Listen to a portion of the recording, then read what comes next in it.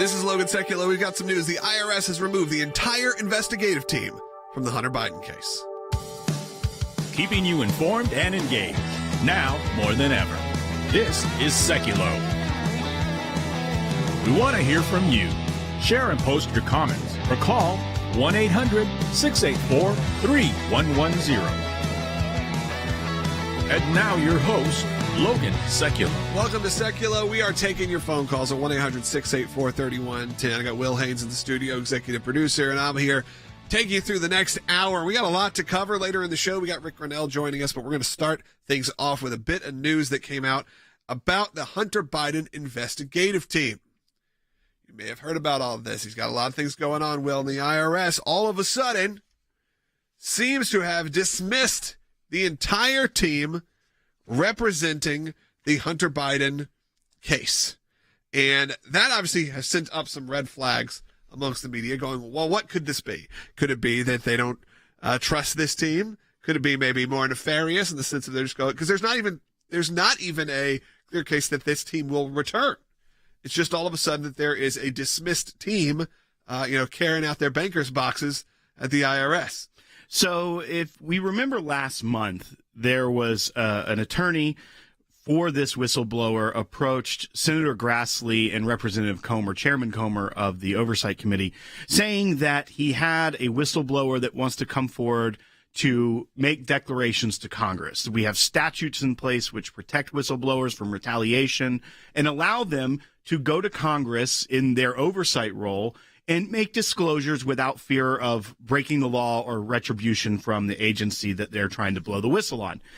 So that happened last month.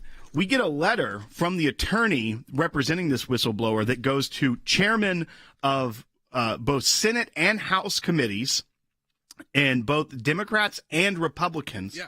And it says, "Dear chairs and ranking members, today the IRS Internal Revenue Service criminal supervisory special agent we represent was informed that he and his entire team are being removed from the ongoing and sensitive investigation of the high-profile controversial subject about which our client sought to make whistleblower disclosures to Congress. He was informed the change was at the request of the Department of Justice." That's right. That's something we need to stop and talk about for a minute here, because we, the title and everything we said IRS, but it's not necessarily just from the IRS. It is coming from higher up than the IRS. It's coming from the Department of Justice, already showing their true colors here. And again, we have this letter from this group and the whistleblower. That's why it's important to have these whistleblower laws. Important to have situations where people can come forward when they see sort of unclear, nefarious acts potentially happening. And one of the other concerns here is that this team had been working on this case for years. Yeah, it was ongoing. When there's been all these news reports that an indictment may be imminent against Hunter Biden and all of this chatter in the media, then all of a sudden this team is just removed at the request of the DOJ without explanation. There's a lot of smoke here, right? That seems odd. I'd like to hear from you. Maybe you got some of those theories. Give the phone screener a bit of a hard time today. So give us a call, 1-800-684-3110. That's 1-800-684-3110. I would love to hear from you about this. Your thoughts on this. Do you think they're maybe removing it because, I don't know, they don't trust this team? Feel like we need to get a better, more straight and narrow team, a team that's going to really judge things correctly? Or do you think they're doing it to try to wrap up any of these allegations heading into an election cycle that has just kicked off over the last couple of weeks? It's time for you to call in. 1-800-684-3110. That's 1-800-684-3110. Also, check out all the amazing work at the ACLJ. We're going to go through a lot of that coming up here, including that Las Vegas case about the student being forced to read that monologue, that what we're calling a pornographic monologue, but really just an incredibly vulgar monologue by their teachers, and the parent who was silenced by the school board for even trying to repeat it because it was deemed too offensive to be read in public.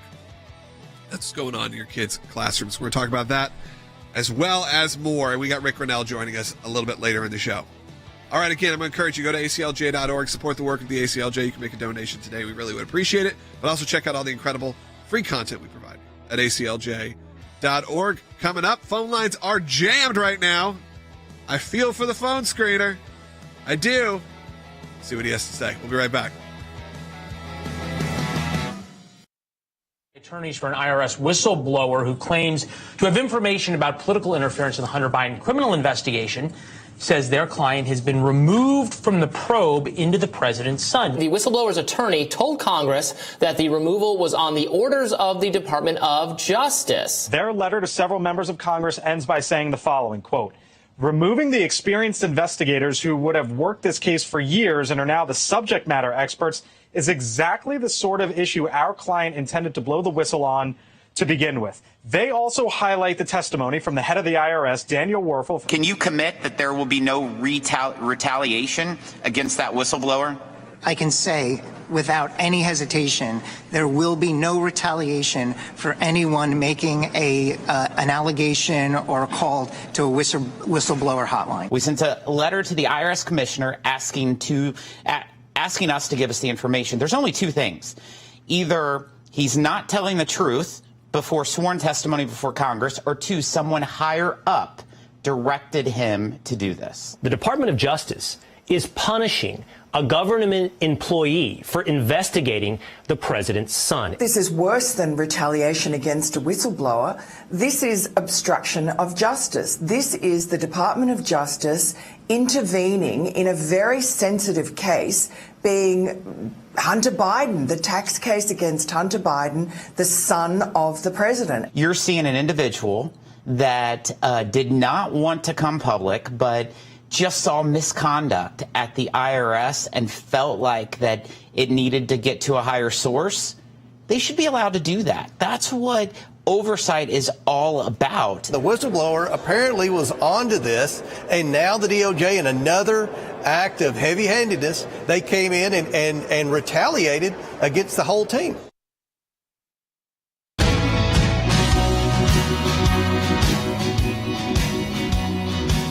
Welcome back to Sekulow. We're going to try to get to as many of your calls as we absolutely can. As you can imagine, they're jammed right now, so keep trying. Some of these won't make it on. Just trust me. I know how this works. So there'll be some open lines here soon, but I appreciate everyone who's calling in. Again, continue this conversation about the Hunter Biden investigative team being removed from the IRS by the direction or the suggestion of the Department of Justice. We do have a bite, Will, we want to play, so you can give a little bit more context, not just us saying this. Why don't you set this up for us? Right. So this bite comes about a week after the first disclosure that this whistleblower was wanting to come forward and talk to Congress. And remember, back then, the attorney said some of the things that the whistleblower wants to talk about, he can't even talk to me, his attorney, about. He can talk to Congress through the appropriate whistleblower channels, but he's wanting to do this by the book, on the up and up. He doesn't want to violate any of the strict laws that the IRS has in place over taxpayer privacy, even though we've seen all those kind of go out the window when they leak to ProPublica, people's private tax returns. That's a different story. But here, this employee of the IRS is trying to do the right thing and do it appropriately. About a week later, Daniel Werfel, who is the new commissioner of the IRS, he's the same one that told us that, the auditors are only going to be armed with calculators. He's before the Ways and Means Committee. This is the congressional committee which has oversight of our tax laws. So this is the appropriate place for him to be questioned. And Representative Jason Smith from Missouri asked specifically about if this whistleblower will feel okay and be able to make these disclosures without fear of retaliation, which is the law, by the way. And you'll hear how the commissioner responds. Let's go ahead and play bite one. Just this last week, we received outreach from an IRS whistleblower requesting the committee look into concerns the individual has about allegations of misconduct. So can you commit that there will be no retaliation against that whistleblower? Mr. Chairman, while I can't comment on a specific case, I can say without any hesitation there will be no retaliation for anyone making an allegation or a call to a whistleblower hotline. The attorney for the whistleblower has a different view. All right. He says this move is clearly retaliatory and may also constitute obstruction of a congressional inquiry. The attorney for this whistleblower is very upset, and rightly so, about this team being replaced without notice at the request of the DOJ. So Merrick Garland or one of his probably near the top people had to make this call. They're like, well, instead of the whistleblower getting removed, let's just pull everybody. Yeah, that'll maybe make they it look didn't know better. which of the team members it specifically was, so let's just get rid of everyone. Someone within that whole division. All right, hey, I want to go to the phones already. Let's go to Jerry, who's calling in Arizona on line 1. Jerry, I'll wait for you. I'll tell you. You're on the air. And about what you had last week about nobody can get Biden out of office because he has so much power. Well, I'm 90 miles from the southern border over here, and didn't he take an oath to protect this country? Yeah, I mean, that's an interesting comment, Jerry. And hey, phone lines have opened up because Jerry was on 1-800-684-3110. I think a lot of people have concern about that. You're seeing that in the polls that are coming out that you have a Trump versus Biden matchup, and a lot of times Trump is winning. That doesn't usually happen this early out. So it's pretty interesting to see that. And I think when people have these moments where the corruption is kind of in your face, it's hard to turn a blind eye to it. Well, and what this whistleblower wanted to bring forward to Congress and is still attempting to, is still going through the proper channels to get whistleblower protection, to get this designation so that he can bring these materials over to Congress. His client has detailed examples of preferential treatment and politics improperly infecting decisions and protocols that would normally be followed by career law enforcement professionals in similar circumstances if the subject were not politically connected. This whistleblower also doesn't just want to go to Republicans. The outreach is to both Democrats and Republicans. This is a career person who is doing their job as a enforcer of tax law, because this is within the IRS, from a non-political, non-partisan standpoint. And what's making career politicians irate, and you see this even with former FBI agents that start going to the media and like, here's why I left. Yeah. You start to force the good actors that still remain at some of these bureaucracies, like the IRS, like the FBI, instead of them saying, I'm going to keep doing my job appropriately, the political pressure from the Biden administration, from the liberal elites that are now politically appointed and controlling these agencies, the pressure is so great to not do things by the book, to follow law and order, that they end up just giving up. Yeah, they bail or they get removed. And that's what's happened in this situation. They get removed. Now, we will see how this all shakes out. What will happen? Will people be held accountable? Sadly, right now, does it feel that way? It doesn't. And you talk about sort of the doublespeak, and I know that was some of the comments from the caller as well. It's not unlike the Democrats to spew some of the same words that Republicans use if they're not the ones in power. And it feels like that's what happens is the rules only apply to those in power. And as soon as it switches, then it's, I can't believe it. I don't know if you saw, there was a clip from Russell Brand that was posted. Tulsi Gabbard, one of our commentators, she posted a bit that kind of laid out every election integrity claim that the Democrats made in 2016.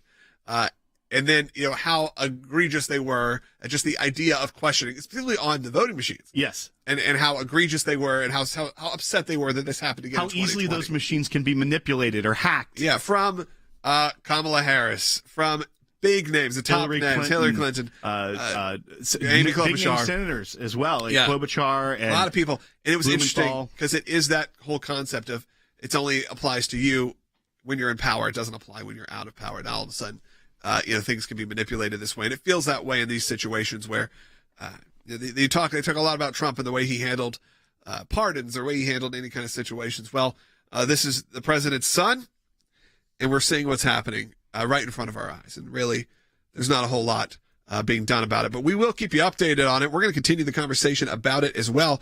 Later on in the show, we're going to be joined by Rick Grinnell. In the next segment, we're going to talk a lot about what's going on in Turkey with Erdogan. And I know you maybe have heard about the election sort of shakeup happening there. And speaking of shakeups, something we'll tease for a little bit later in the show, as this is developing as we're live. If you're a consumer of conservative media, which I assume if you're listening, watching this, you probably are, there's some big news coming out of Fox News.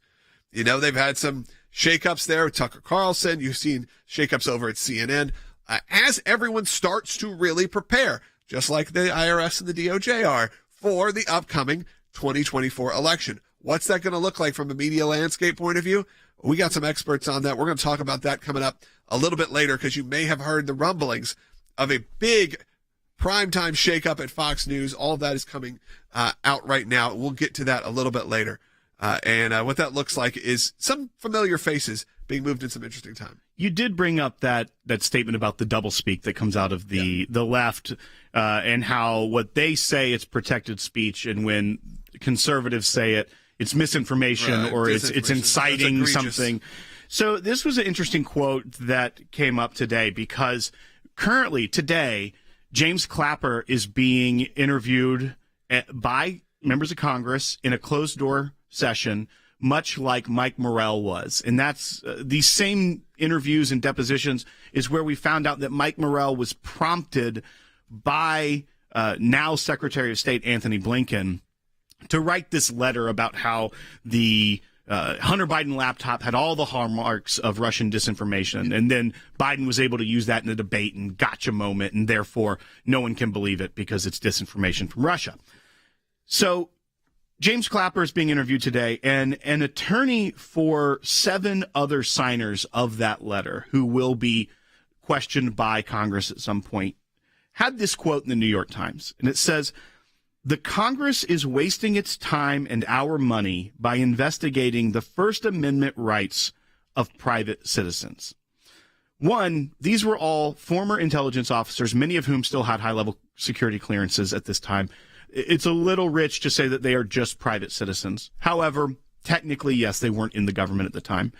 But when they push a letter to try to affect an election and try to use the gravitas of their credentials to push a narrative that wasn't true, that was a lie, to get someone elected, that is considered by the left First Amendment rights that should not be questioned or looked at. If the conservatives raise irregularities in an election, if they, including this letter itself, an irregularity, or the validity of lockdowns, or keeping kids out of school, anything, if we question it, disinformation, you're against democracy, you're a threat to democracy. Just the doublespeak is so rich. To me when you say it, kind of freaks me out. You're like Logan. You're a threat to democracy. You've told me that I'm a threat to democracy several times, and I take offense to it. We say that to each other at the end of every workday. Always. Yeah. So hey, guess what? Some of these calls didn't make it through the phone screening process. Maybe a lot of them, or we dropped all of them. I'm not sure what happened here. We lost some calls. So you know what? This is the time. I'm going to ask you one more time. How do you feel about this? And how do you feel about that Las Vegas case? We're going to talk about the teacher forcing a student to read a graphic sexual monologue to 15-year-olds reading this to each other. I mean, you can't even imagine what's in it. And then when the teacher or when the parent goes up to read it to the school board, she gets censored because it's too dirty. You can't make this stuff up. Give us a call right now. I'd love to hear your thoughts on what's going on worldwide. 1-800-684-3110. 2 Las Vegas parents are suing CCSD over an assignment where they say their 15-year-old daughter was required to read an expletive-laced monologue. Now, you may remember in May when the student's mom brought concerns to the Board of Trustees. That mother was reading the monologue, which included several expletives, when her mic went dead. This will be horrifying for me to read to you, but that will give you perspective on how she must have felt when her teacher required her to memorize this and to act it out in front of her entire class. I don't love you. It's not you. It's just, I don't like your dick, or any dick in that case. I cheated, Joe. I ask you simply, this is a public meeting. I ask for decorum. If you don't want me to read it to you, what was that like for my 15-year-old daughter to have to memorize pornographic material? To read content that's so bad that the school board cuts her off, it kills the mic and says, we can't read that here. That's obscene or profane. But it's okay for the 15-year-old to have to read that in front of her peers for a grade. Is absolutely outrageous. This lawsuit continues. The Evans family claims the district did not properly train or supervise the teachers and violated their daughter's freedom of speech. After hearing a hearing in federal court, they modified the complaint, and a national organization is joining the family's fight and bringing more attention to the issue. What they've endured, what they've gone through for this girl is unbelievable. Now, ACLJ's legal team is helping represent the Evans family, whose story has received national attention. The First Amendment to the United States Constitution protects your right to speak or to not speak at all. And in this particular context, at the hands of state school officials, That's what they did. They made her read something. Welcome back to Sekulow. If you were watching on our social media platforms or Rumble or YouTube, you just saw a video piece that was just put up about, and we're going to play it again for those who are just listening right now, about what's going on in the state of Nevada, Clark County, Las Vegas area. Student comes in, part of a drama team, drama department at school. They pull random monologues out of a hat. Her monologue comes back to be a very vulgar and obscene monologue, one that makes her uncomfortable, but is still forced to perform it. One that we can't even say on the air. And you can find it at aclj.org. We put it there so you have a place, a point of reference. And look, it's pretty intense. I encourage you to read it. We've edited some of it so you'll be able to hear it. However, parent goes up to the school board meeting, brings it up and says, hey, my kid was forced to read this, and I'm going to read it to you. She gets about 20 seconds in, really into like the first sentence or two. There's chaos in the school board meeting, and they tell her, hey, we don't use obscenities and vulgarities essentially here. And she rightfully responds, well, how would you feel if this was your daughter, if I can't even read it here? So that's opened up a whole case, and we're now representing that family, and that's the work of the ACLJ. It goes from the biggest of cases, the biggest of clients that you can imagine, world stage, international, criminal courts, the Supreme Court of the United States, or we go down to your local school board in Clark County in the Las Vegas area of Nevada, and we represent a single student because we know that single student represents so many of you. She's just brave enough, and her family's brave enough to stand up and take a stand. And I'm sure there's other of you out there, maybe in that area, that want to get involved in this. So I encourage you to go to aclj.org. Maybe you have a legal issue like this. If it's within our scope, we take these cases at absolutely no cost. No cost to you. We can only do that with people who support and donate. And we appreciate everyone who does that. So if you have that, go to aclj.org/help. I'm going to play this. This is why it's important. We have our lawyers. We have our media team, our PR team, who take these, let's say we put this into a press release and we blast it everywhere, and there are stations across the country that decide to pick this up. There are websites across the country that decide to pick it up, one of which is an affiliate out of Nevada, NBC affiliate, who decided to run this last night. So I think it's important for you to take a look at some of the ACLJ action in work. Take a look. Two Las Vegas parents are suing CCSD over an assignment where they say their 15-year-old daughter was required to read an expletive-laced monologue. Now, you may remember in May when the student's mom brought concerns to the Board of Trustees. That mother was reading the monologue, which included several expletives, when her mic went dead. This will be horrifying for me to read to you, but that will give you perspective on how she must have felt when her teacher required her to memorize this and to act it out in front of her entire class. I don't love you. It's not you. It's just, I don't like your dick, or any dick in that case. I cheated, Joe. I ask you simply, this is a public meeting. I ask for decorum. If you don't want me to read it to you, what was that like for my 15-year-old daughter to have to memorize pornographic material? To read content that's so bad that the school board cuts her off, it kills the mic and says, we can't read that here. That's obscene or profane. But it's okay for the 15-year-old to have to read that in front of her peers for a grade. Is absolutely outrageous. This lawsuit continues. The Evans family claims the district did not properly train or supervise the teachers and violated their daughter's freedom of speech. After a hearing in federal court, they modified the complaint, and a national organization is joining the family's fight and bringing more attention to the issue. What they've endured, what they've gone through for this girl is unbelievable. Now, ACLJ's legal team is helping represent the Evans family, whose story has received national attention. The First Amendment to the United States Constitution protects your right to speak or to not speak at all. And in this particular context, at the hands of state school officials, that's what they did. They made her read something. A small segment of that piece actually ran on CBS to clarify that. Just want to make sure I get that fact straight for you. So thanks to CBS for covering it, even if they're covering it sort of in an unbiased way. At least it's getting national and local coverage. And a lot of people are talking about this. But, Will, it also came up, some interesting findings that came up from the beginnings of this court case. Right. And so that's sometimes what you get when you get the local affiliate is they go back and they do they report the other side, what they're saying. And I want to give you a heads up. You just saw a very small bit of what is in there. So you know what is said. And you can see the full thing at aclj.org. Now imagine it getting like 20 times worse, because that's what happens as it goes on. But you've seen the first minute or so. It's a 15-year-old having to say it, 15-year-old girl. Will, go ahead. Yeah, so attorneys representing the school district last year argued in federal court when this was first brought, before we were a part of the case, and said that the student was not forced to adopt any beliefs from the monologue. So it's okay that she has to say it. She doesn't have to believe it. It's just saying words. Yeah. Words can never hurt you. I think that's an old adage that children would say.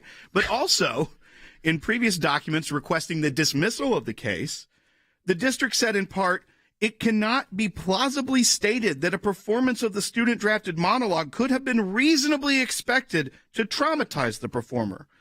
So when you have a 15-year-old that maybe at the time that she's being told by her teacher, you have to read this, here's the assignment, doesn't immediately stand up and say, I can't read this, but feels pressure from her teacher. We know from the other allegations in the lawsuit that there was a big pressure put on this child after this entire thing went down, but then goes home, tells her parents that has the wrestling internally of, do I bring this forward and do I not, for a 15-year-old about something they find offensive? And then the school district almost victim shaming in court this 15-year-old student by saying, it cannot be plausibly stated that a performance of the student-drafted monologue could have been reasonably expected to traumatize the performer.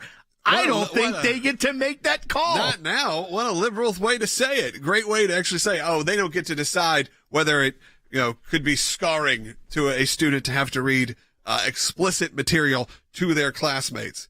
And even if that student decided, I want to do this, do you not think the parent should have an option to say, I don't think so? And this was after the teacher claimed that she had edited it and made it a little cleaner.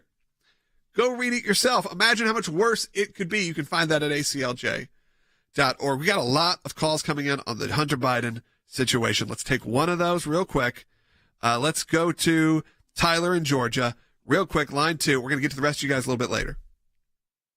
Hello.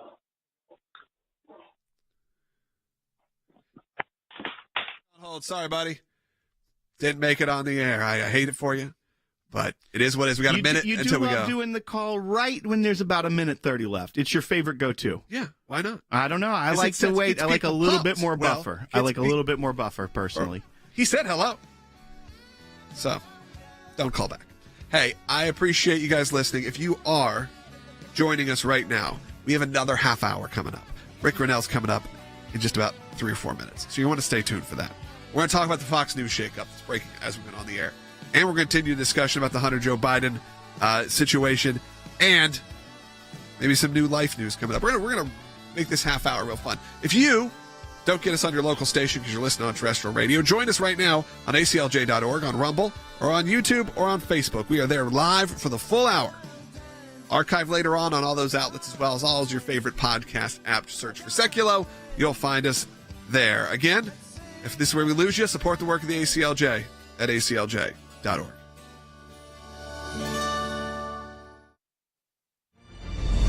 The ACLJ has a 30-plus year history of fighting on behalf of you, our members, in support of life, abortion's murder, religious liberty. A Turkish court has freed American pastor Andrew Brunson. Justice, personal freedom, and constitutional government. Our freedoms are under attack. Now, more than ever. We are not going back! Abortion is healthy! Yet another week of violence. They use their power and influence to push deeply un-American causes that threaten to destroy our country. Abortion on demand, socialism, inflation, cancel culture, weakness in the face of our adversaries. We owe it to our kids and grandkids to defend the things that make this country great. It's time to take the gloves off and uphold American values. Go to acljaction.org to learn more.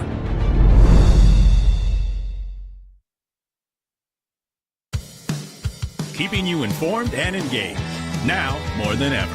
This is Sekulow. And now your host, Logan Sekulow. Hey, welcome to Sekulow. For those of you just joining us, me, Will Haynes, executive producer of Sekulow, in studio today. We're talking about a multitude of topics. The number one you may have seen from the push notification or however you got it is this situation with the IRS removing the entire investigative team of who?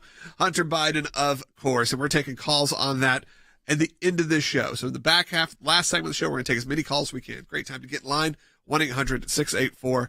And we're going to discuss that again a bit more. If you want to know more later on, you can go back and listen to the earlier part of this broadcast. But we're going to break that down more, who it came from, why the DOJ was involved. Again, we'll discuss that a little bit later. But in the next segment, we're going to be joined by Rick Grinnell, and he wants to talk about what's going on internationally, because that's a lot of times what he does, because that's what his expertise is at. Former ambassador to Germany, former director of national security, really has a ton of knowledge on all of these topics. But he wants to talk a little about the Turkey election and why it's important. And maybe, Will, before we get to that segment, you can give us a little bit of a briefing for those who aren't paying attention to what's going on the global scale. That's right. So President Erdogan of Turkey has been in power there for 20 years. He's elected, however, has a very authoritarian, strongman position and role within Turkey. And like I said, is not, we don't see that here in the United States. We've got term limits at 8. So he was forced into a runoff. So essentially, the candidates that were running for president just earlier, it was on Sunday of this week, they didn't hit the 50% threshold to just win outright. So the top two candidates are going to a runoff on May 28th. The voter turnout in this election was 88.92%.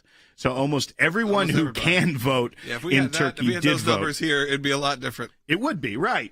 So he was he did have the plurality. He claims he's ahead by about 2.6 million votes over his rival. So the Erdogan camp is clearly hoping they can pull off the victory here.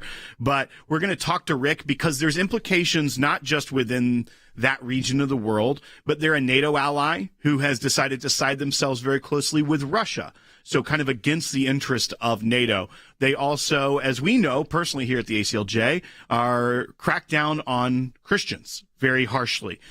Pastor Brunson was a missionary in Turkey that was imprisoned for a long time under false pretenses. Right. And we were able to secure his release under the Trump administration as we fought and advocated for Pastor Brunson. But we know a lot about the Turkish government and the way that they work and sometimes are dysfunctional and some of the corruption that goes on in Turkey as well. So I want to get Rick's his thoughts on that, as well as what it means if there could be reforms if Erdogan does win, or if there's a surprise victory by an outsider and what that could mean, and what he knows about this outsider as well. You don't really think of these regimes, you almost put a dictatorship label on them. Right. And if there is a situation, look, it'd be good for the nation, for Turkey, if they can have a election that goes calmly, if you want to say. In my head, it's not even possible for Erdogan to lose. Right. So if Erdogan loses, leaves amicably, doesn't end up, sad to say, this dead in the streets, which is what seems to happen in a lot of these countries. That's some interesting movement. We're going to talk about that with Rick Grinnell joining us in the next segment. This would be a great time to get in line to call 1-800-684-3110 because we're going to have Rick, and then right after Rick, we're going to be taking all your calls. We're also going to be talking about the Fox News shakeup. You may have heard. It's breaking right now. Brand new primetime lineup is coming to Fox News and new primetime host over at CNN, if you care. I don't know if you do. We're going to talk about that coming up in the final segment of the broadcast because I find it pretty interesting. As someone who's been a part of the media for a long time, to see these moves, what they mean, and what they mean for a 2024 election season. Talk about that 2 seconds. Next segment, Rick Grinnell, we're going to talk Turkey, talk what it means on the international scale, what it means for the media, and then we're going to talk about that media shakeup there at the end of the broadcast, and we're going to take your calls at 1-800-684-3110. Check out all the great work, as always, at aclj.org. While you're at it, follow us on social media. You can follow me at Logan Sekulow. I'm on all the favorites. can find me there. We'll be back in just a minute.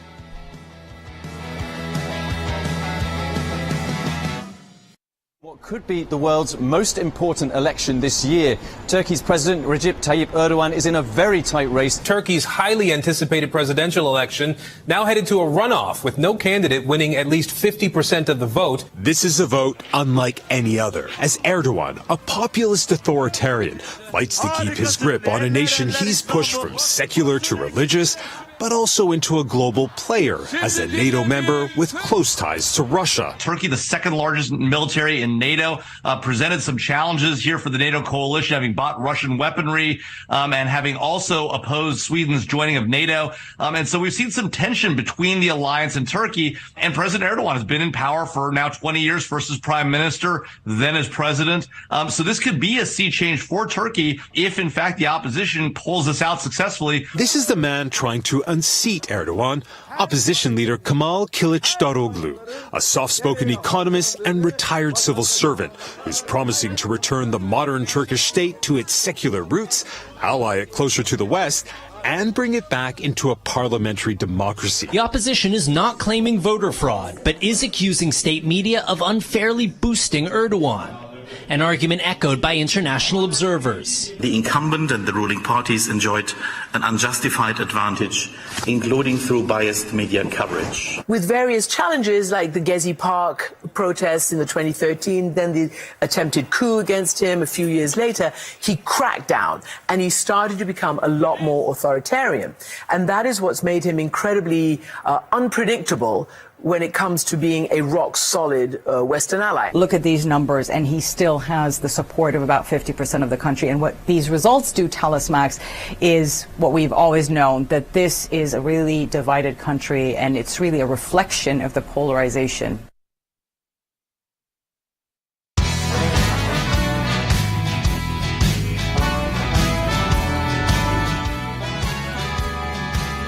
Welcome back to Sekulow. We're now joined by Rick Grinnell, Senior Advisor for National Security and Foreign Policy. We just broke down, Rick, all of what's happening in Turkey, and maybe a move that was kind of unexpected in some ways for a lot of us that maybe think of Turkey differently, or maybe this is a good move, because in my last 20 years, I didn't really think a President Erdogan could not be a thing. It just felt like that was a foregone conclusion. But now we're seeing it being pushed to a runoff in Turkey. I was curious, from your point of view, obviously this is your expertise. One, could he actually be defeated, and what does this mean on a global scale? Well, first of all, I've written a piece on the elections in Turkey for the California Globe. I think it's important that we understand that the U.S. media and much of the Western media is trying once again to make everything way too simple, and they're trying to make one villain and one angel out of the election in Turkey. And let's be clear. I understand that Erdogan is not a perfect person and that he's got his flaws and certainly has not been a good, consistent NATO ally. We want him to be better, but this is an extremely complicated election. Erdogan controls the media in Turkey, much like Joe Biden and the Democrats control the media in America. We can't be waving our finger about election interference and fraud when our Secretary of State, literally 3 weeks before our own election, helped manipulate the election through a phony, fake letter about Hunter Biden's laptop. I'll also say this, is that KK, who is the opposition candidate in Turkey, is been reaching out to the Chinese and making clear that he wants to have an expanded relationship with the Chinese. This is not all black and white. I can't imagine that after this first round of the election, where Erdogan won 49.1% of the vote, that in the runoff, he doesn't win. The opposition candidate, KK, as he's called, is running around 45%. It's an uphill battle for the opposition, and I think that Erdogan will probably pull it out.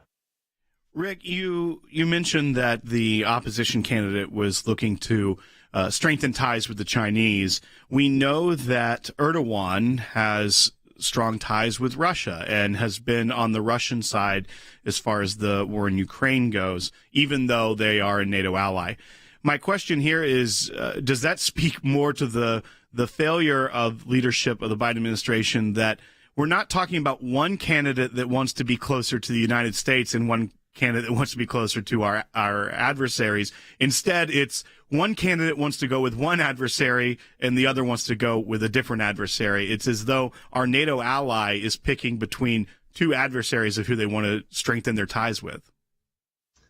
Look, this is a complicated issue, and I can't make it black and white. And so for the sake of today's discussion, I'm sure that there's going to be a whole bunch of people that attack me by saying, hey, he's pro-Erdogan, which I'm not. I'm trying to call balls and strikes. But let's be clear about one thing.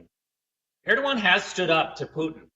He is one guy that has been able to say to Putin, no, you're not going to do this or that. He's standing up for Turkey.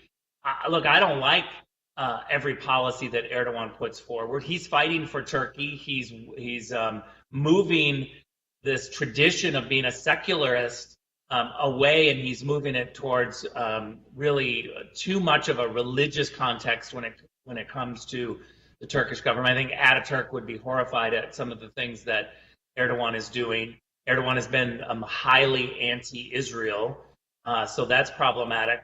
But it's not black and white. We have to understand that Turkey's been a member of NATO since 1952.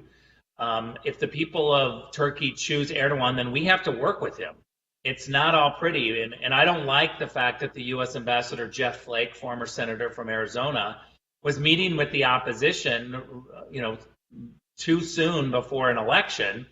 I don't like that. I think that we should deal with the government that the people of Turkey or any other country elect. We should not be weighing in and trying to manipulate elections. We have our own problems with our elections, and we're in no position to be moralizing about clean and fair elections anymore. I mean, Secretary of State Blinken has ruined that for us. It seems like that we are very quick, especially in the media standpoint, to pick a hero and a villain, as you said, to go, here's the good guy, here's the bad guy. Everyone believe it, until inevitably something comes out and we're like, oh, it's not as clean cut as you'd like it to be. It's not unlike the situation in Ukraine, where it's like it's not as clean as it was made out to be in the initial thoughts of this is the good, this is the bad. It gets a little foggy whenever you're dealing with other countries, by the way, that don't exactly hold up your same values or your same morals. And we deal with that even with our own space.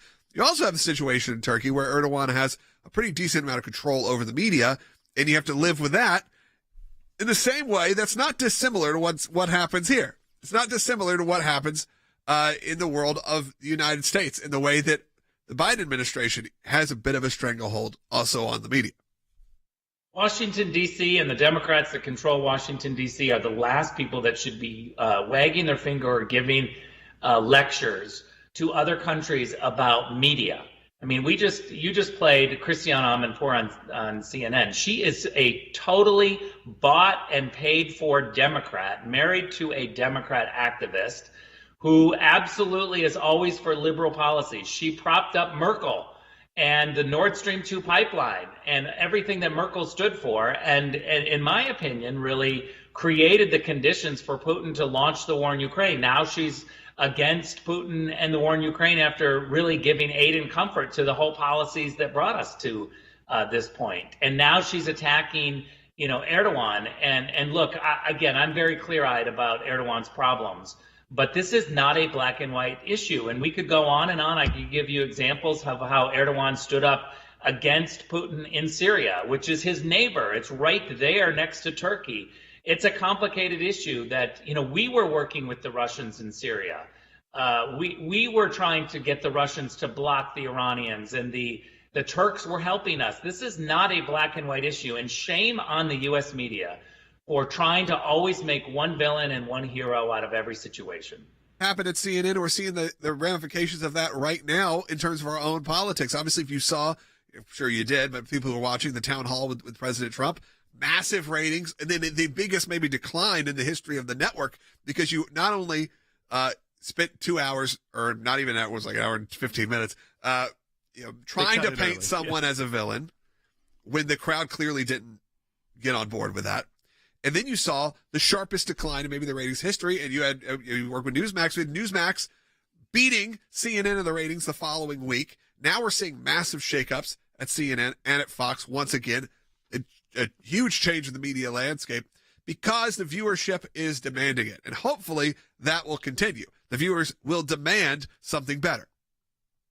Look, one of the reasons I love being on ACLJ is that we get long conversations. It's not a quick soundbite. We get these chances to really talk about issues in detail, and I think the audience is hungry for information. And there is a sense that the consumers of media, of information, the consumers of information have a responsibility to go and find different sources. You can't just get one source. You shouldn't just get your news from ACLJ, for instance.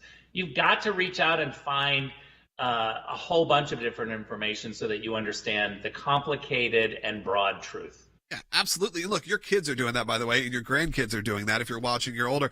My kids, just thinking of the entertainment options. We were talking about this the other day. It was just a very casual conversation about how you could have these things that were just massive and that every kid watched the same television show and every parent grew up watching. That's not the world we live in now. And some of these people on Rumble or on YouTube have millions of people watching their broadcasts or their programming or their videos every day. And then you go to the next house over and that kid's never heard of them or that parent's never heard of them because they have their own silo of content that they are getting. We don't live in this world. And I think you're right. For the viewers who watch, maybe they've just been programmed to say, okay, I put on Fox and I watch the 5-hour block. I put on wherever. You need to start looking at other options, not just about Fox. We like Fox. I like what they're doing there. I think they've made some good work. But people are finding, new ways to kind of experience the world, if you will, through their content. That's right. And someone on YouTube actually just said, getting good information is our responsibility. As conservatives, we talk about individual responsibility so often. And sometimes we forget that plays out in every aspect of our life, even of how we inform ourselves. And that's why at ACLJ, we try to bring these stories that sometimes aren't even focused on, because we want to provide another outlet for people to be able to reach out. And it's also a way that people can be involved by supporting the organization to make sure that different views, different media is put out there to combat against a lot of the lies that we're seeing in the mainstream. Rick, thanks so much for joining us as always, and we'll check in back with you later this week or next week. Always an interesting conversation. I appreciate it. Hey, this is a great time to give me a call, 1-800-684-3110. The next segment, any of the topics that we brought up, fair game. Plus, we're going to be talking about the shakeups at CNN. Finally, somebody gets slotted into their primetime lineup. Not sure you're going to love who it is, but we're going to talk about that. And some big rumors, some big thoughts, some big shakeups coming from Fox News, what their new primetime lineup will look like as well. We'll talk about that coming up in the next segment.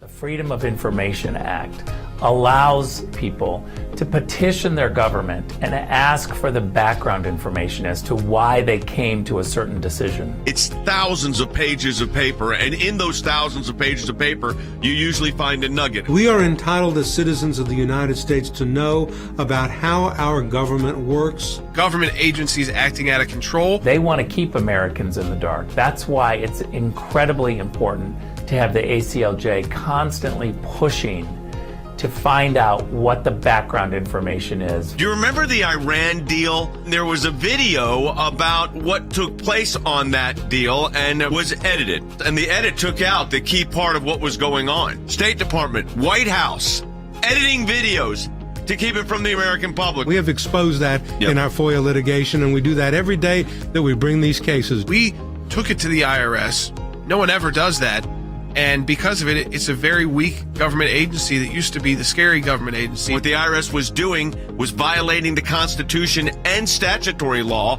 Because of the litigation we engaged in, it's a different agency. They can't do what they were doing before. We've got the declassified list of Obama administration officials who started asking to unmask. And they've been hiding behind in the shadows. These FOIAs bring them to light. And all of this information came because we went to court to get the information. The power of Washington, D.C. only works when the rest of us, the rest of Americans, are kept in the dark. We may find one item of information in thousands of documents of irrelevancies, but we persist and we're on it every day of our lives. The work that the ACLJ does matters. It matters to policymakers. It matters to ordinary citizens all across America. Those of you that support the ACLJ, this is what it's all about at the end of the day.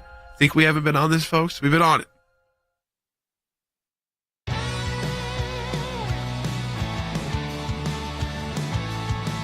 Welcome back. Last segment of the show. We're going to talk about what's going on with the whole media shakeup. But first, I want to take this call. I'll hold for a while. Heidi's calling on line 3. You are on the air, Heidi. Hello. Thank you so much for all you do in this day and age. It is amazing. We listen every day. And my comment is, I do believe the current administration that's in charge is completely destroying themselves with the actual American people. We are America. They are not. You'd hope so, Heidi, and I think the data shows that you're correct. But my concern is that you are still a year and a half from an election. There's a lot that can be said, a lot that can be done, a lot of smart people. You may disagree with them. It's kind of like President Trump said about Chairman Xi and some of these other people across the world. These are not dumb people.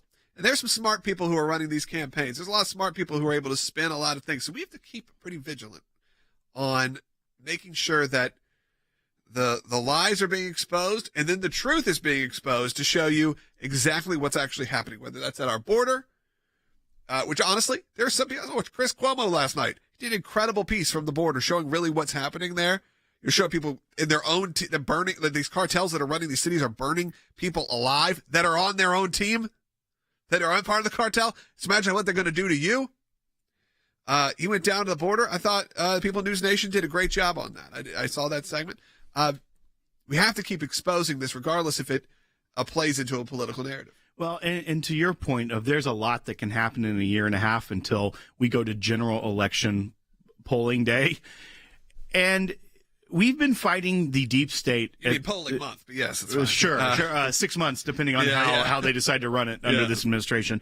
But the fact that we've been fighting the IRS targeting conservatives and trying to silence their voice, the Department of Justice doing similar things, the entire bureaucratic arm that has an agenda to preserve their power. That's what we talk about with the deep state. Yeah. These are unelected people. These are career people that are entrenched in their jobs. You can't get rid of them. It's so hard to get rid of them. You think of Andy McCabe still has his pension, and he was at the top of the faux Russia collusion narrative. So the deep state is real. It's not some conspiracy theory that conservatives like to talk about. It exists. And what they were able to do, the deep state actors, in 2020 with the Hunter Biden laptop letter by these foreign actors that they tried to put in this letter, the former intelligence officials signing this letter that was directed or at least alluded to and suggested by the current Secretary of State. And then we also found out that someone within the CIA was trying to recruit signers to this letter. That's the deep state, trying to shield the candidate, Joe Biden, from negative stories that would affect his potential outcome and gave him a talking point in a debate against the sitting president of the United States. That's the deep state. Yeah, and it's all fact. Now, the deep state has the cover of the president of the United States. The administration is wanting to empower that deep state. All right. Hey, we want to. That's true. But I want to tell you, because I know we tease it the whole time, what's going on in the world of the media, because we know we're heading to a 2024 election. What's that look like? You're not going to hear this many places because it's just now breaking right now. You have over at CNN, the 9 o'clock slot. We talked about Chris Cuomo. He abandoned that spot or was removed from that spot almost maybe over 2 years ago now. They've never been able to find a replacement, and they finally have, and that is Caitlin Collins, who you know from the morning show, and you also know as the moderator of that Trump town hall, will be moving into that 9 p.m. slot. Even if she took a lot of heat from that, didn't necessarily do an outstanding job. The ratings showed that people enjoyed it and then left and never came back. But we are seeing that Caitlin Collins will move in to that 9 p.m. primetime spot for CNN. I think this is pretty interesting. It's an interesting move. coming off sort of a weak performance, but I think probably they were a little bit too far along to not give this a shot. And again, in a spot that's been a couple hours. Also, as we said before, kind of playing 3D chess with Don Lemon. You have Don Lemon in primetime. He moves to you with morning show. You get in a fight with him, and guess what? You end up primetime. There is some poetic justice to it. Absolutely. And Kaitlan Collins, as someone who pre-Trump was not necessarily the bastion of the left. And people don't know that. A lot of people don't know. Many people do. Many of our audience probably knows as well. She was a reporter for the Daily Caller. Yeah. We're not talking about even like mainstream conservative presses like at Fox News. She was, started by Tucker Carlson. Yeah. The Daily Caller is where she formed her journalistic career. And then after covering the campaign in 2016 for the Daily Caller, she was hired by CNN to cover the Trump White House. So she made the jump from almost as conservative of an online outlet as you can get to CNN, and then her trajectory has gone up from there. Yeah, at this point, a lot of this is media. Remember, a lot of this is entertainment. So whoever offers you the best contract, that's where you go. Whoever get the most money, that's where you go. Sad truth, folks, but that's really the case. If you see anyone on any sort of film or television, unless they are an auteur and an artist and something like that, likely they took the biggest paycheck. People are going to call you out for saying auteur. Well, who with that people? grandiose. Who are these people? I'm not sure, but so, someone will. Let's move over to Fox News. This is still breaking. None of this has been officially announced, but Judge Report has put out they have the world exclusive drastic moves, but with some familiar players at Fox News. You now have that Tucker Carlson slot. That's 7 p.m. or 8 p.m. Eastern time slot, which was abandoned by Tucker Carlson. Again, not abandoned, but is no longer there for the last few weeks. You've seen some rotating people in there.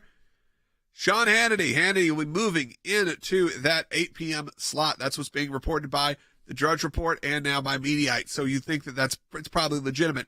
So you have Sean Hannity, moving his show up a little earlier. Going to be in that 8 p.m. slot.